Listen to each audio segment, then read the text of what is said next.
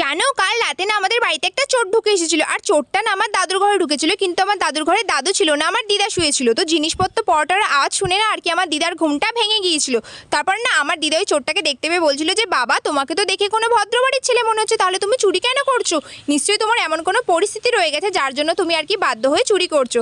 আচ্ছা বাবা ঠিক আছে, ওই যে আলমারিটা দেখতে পাচ্ছ না, ওই আলমারির চাবিটা ওখানে ড্রেসিং টেবিলের ডোয়ারের মধ্যে রাখা আছে, যাও চাবিটা তুমি নিয়ে আর কি আলমারিতে যা যা আছে সব বের করে নিয়ে চলে যাও। কিন্তু তার আগে তুমি আমার একটা প্রশ্নের উত্তর দাও। এক্ষুনি না আমি একটা স্বপ্ন দেখলাম, কিন্তু তার মানে বুঝতে পারছি না, তুমি তার মানেটা আমাকে বোঝাও। তো আমার দিদা তখন বললো, আমি না স্বপ্নতে দেখছিলাম যে আমি একটা মরুভূমিতে হারিয়ে গিয়েছি, আর ওই মরুভূমিতে না একটা চিল উড়ে উড়ে আমার কাছে এসে বলছে বাবু বাবু বাবু।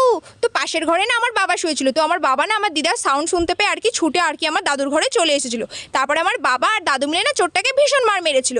আমি না এখন বুঝতে পারলাম যে আমার দিদা না কতটা বেশি চালাক, আর কিভাবে ছোটবেলায় আর কি আমাকে বোকা বানিয়ে স্কুলে পাঠিয়ে দিত।